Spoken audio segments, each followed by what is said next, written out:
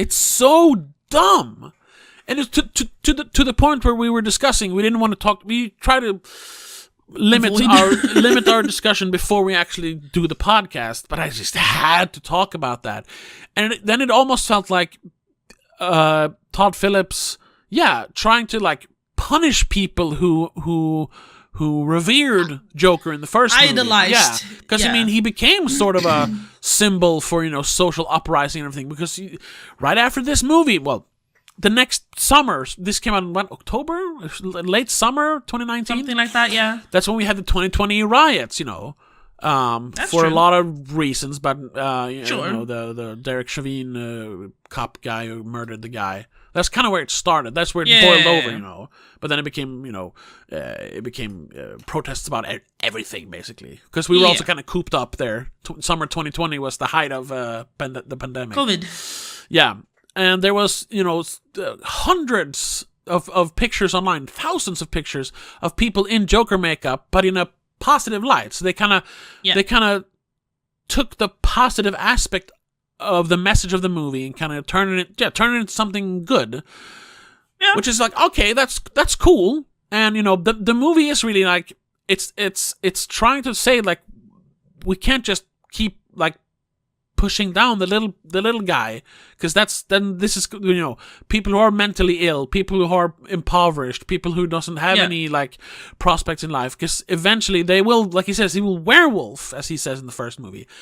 Yeah, that aspect of the first movie is good, but I think they also want to then make it a cautionary tale, like but be careful who you idolize, because in this case you're idolizing a psychopathic murderer. It's a little bit of a mixed message, and I think that's what people didn't like about it. I think I thought it was a fun way to do it.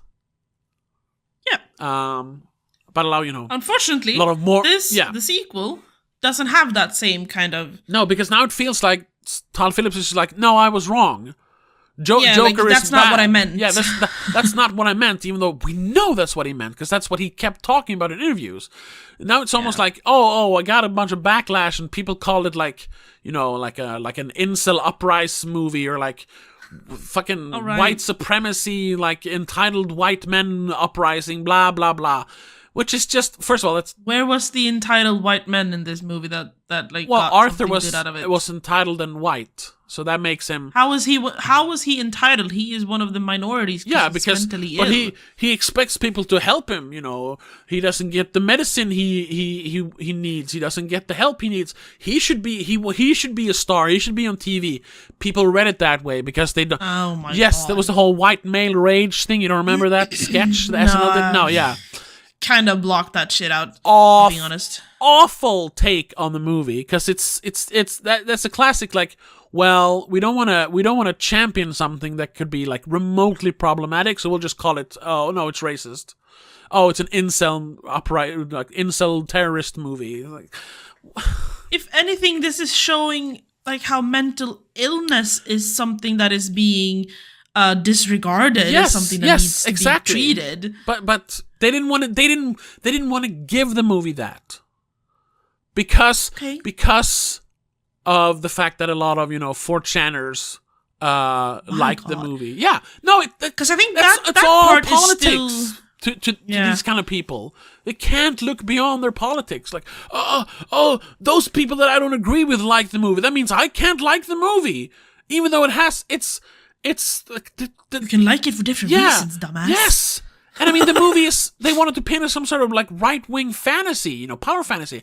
It's so far from right-wing, it's uber left-wing if you want to think about it. Because it's all about like power to the people. I thought right-wing people would be like, why would we champion a fucking mentally ill dude? Yeah, but instead they took to him. He's weak, which I don't care. Yeah, which was the height of insanity of the political discourse at that time. Yeah. Unfortunately, it was all around, not all around, but a lot was around a movie. But yeah, that was how crazy it became. So that's why that quote was so good in the beginning of the movie. That's why I used it in my review of the movie. Is it just me, or is it getting crazier out there? Because that's all. Jesus Christ!